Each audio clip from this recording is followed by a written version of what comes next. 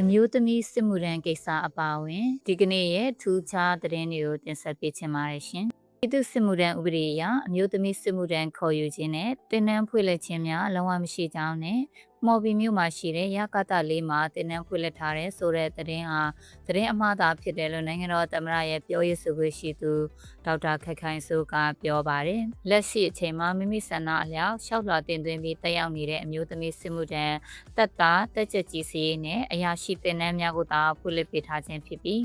ပြည်သူစစ်မှုထမ်းဥပဒေကိုအသုံးပြုပြီးအမျိုးသမီးတွေကိုခေါ်ယူမှုမရှိသေးဘူးလို့ဆိုပါတယ်။အမြို့မှာတန်လွင်မြစ်ရေဟာစိုးရိမ်ရေအမှတ်950စင်တီမီတာအထက်ကျော်လွန်နေပါတယ်။မြေနေပိုင်းနေသူတွေအတွက်ကယ်ဆယ်ရေးစခန်း28ခုကြိုတင်ပြင်ဆင်ထားပါတယ်။စစ်ကိုင်းမြို့နယ်မှာဒုထဝရီမြစ်ရေမြစ်တက်ပြီးကျေးရွာအများအပြား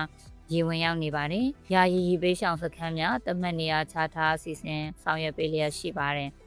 မန္တလေးတိုင်းဒေသကြီးကြောက်စဲမြို့နယ်မှာမိုးတဲထန်ဆွာရသွန်းခဲ့တဲ့အတွက်ဇီးတော်ဆယ်အောက်ဘက်ပေ2200ခန့်အကွာမှာရှိတဲ့စော်ကြီးမြစ်ရဲ့လက်ရဘက်ချမ်းမြစ်ကမ်းပါပေ80ခန့်ပြိုကျခဲ့တဲ့အတွက်တာဝန်ရှိသူတွေကကန်ထင်းပြပြချင်းလုပ်ငန်းတွေကိုဆောင်ရွက်လျက်ရှိပါတယ်။မြို့တင်မြို့နယ်မှာရှိတဲ့စွန်ဆယ်နဲ့စတင်ဆယ်ရီလောက်တမန်ရီကိုလွဲတို့ဟာဆက်လက်ရေးကြော်ကြလျက်ရှိပါတယ်။ဆယ်ကြခိုင်မှုရှိတဲ့အတွက်စိုးရိမ်စရာမရှိဘူးလို့သိရပါတယ်။ဩဂုတ်လ3ရက်နေ့ကနေ9ရက်အထိနေပြည်တော်နဲ့တိုင်းဒေသကြီးပြည်နယ်တွေကပေးပို့တဲ့စီးရင်အရတရားမဝင်ကျုံ2.2854တန်တင်မာ3.218တန်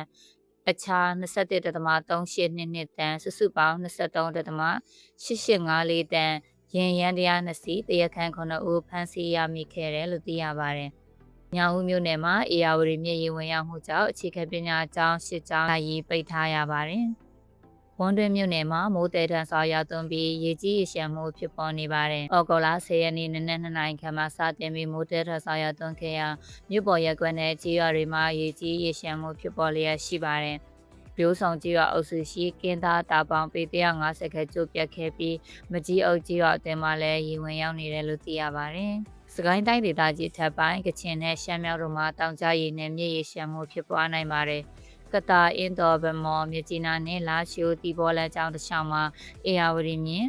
ချင်းနှင်းမြင့်နဲ့နမတူမြင့်ရေမျက်နှာပြင်တွေစိုးရင်ရေမှတ်အထက်မြင့်တက်လာနိုင်ပြီးပြတ်တပြက်တောင်ကျရေကျခြင်းတွေဖြစ်ပေါ်လာနိုင်တာမို့ဩဂုတ်လ19ရက်အထိအထူးသတိပြုဖို့လိုအပ်တယ်လို့မိုးလေဝသပညာရှင်တွေကအသိပေးထားပါတယ်။မြဝတီမြို့မှာပြည်ထစာလုပ်ငန်းတွေကင်းရှင်းပပျောက်ဖို့အတွက်ထိထိရောက်အရေးယူဆောင်ရွက်နေတယ်လို့သိရပါတယ်။ရှမ်းပြည်နယ်အရှေ့ပိုင်းမိုင်းခတ်မြို့နယ်မှာဩဂုတ်လ10ရက်နေ့နနက်ပိုင်းကစပြီးနက်လွေချောင်းရီမြစ်တက်မှုကြောင့်ကျိုင်းတုံမိုင်းခတ်မိုင်းရန်သွားကားလမ်းရေကျော်လျက်ရှိတယ်လို့သိရပါတယ်။ထိုင်းနိုင်ငံဘန်ကောက်မြို့စင်ကြီးဘုံဒေသဆိုင်ရာအစိုးရရုံးတစ်ခုမှာတနင်္လာနေ့ကပြစ်ခတ်မှုဖြစ်ပွားခဲ့ပြီးပြစ်ခတ်သူကိုဖမ်းဆီးရမိထားပါတယ်။14နှစ်ရွယ်တနတ်သမားကလေးကလူ9ဦးကိုပြစ်တက်ခဲ့တဲ့ဖြစ်ရပ်ဖြစ်ပေါ်ခဲ့ပြီးရပိုင်းအကြာမှာထိုင်းဝန်ကြီးချုပ်အနုတင်ချန်ပီရာကူကတနက်ဝယ်ယူခွေလိုင်စင်ထုတ်ပေးခြင်းကိုအင်္ဂါနေ့မှာရပ်ဆိုင်းလိုက်ပြီးရှိပြီးသားလိုင်စင်တွေကိုလည်းပြန်လည်သုံးသပ်မယ်လို့ပြောကြားခဲ့ပါတယ်။ကိုလံဘီယာအနောက်ပိုင်းမှာလှုပ်ခတ်ခဲ့တဲ့ပြင်းအား9.4အဆင့်ရှိ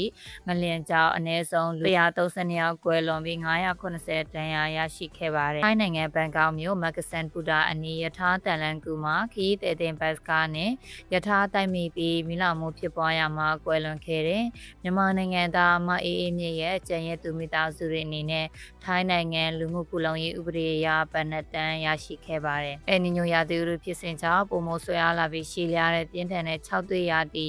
ကြောင့်အင်ဒိုနီးရှားနိုင်ငံမှာတောမီလောင်ကျွမ်းမှုတွေဖြစ်ပေါ်နေပြီးဒါဇင်နဲ့ချီတဲ့ကျောင်းတွေပိတ်ထားခဲ့ရပါတယ်။ဦးစင်မြို့မှာအွန်လိုင်းလိမ်လည်လောက်ကစားမှုများလုပ်ကိုင်ခဲ့တဲ့တရုတ်နိုင်ငံသား60ဦးကိုလုပ်ငန်းသုံးပစ္စည်းတွေနဲ့အတူဖမ်းဆီးရမိခဲ့တယ်လို့သိရပါတယ်ရှင်။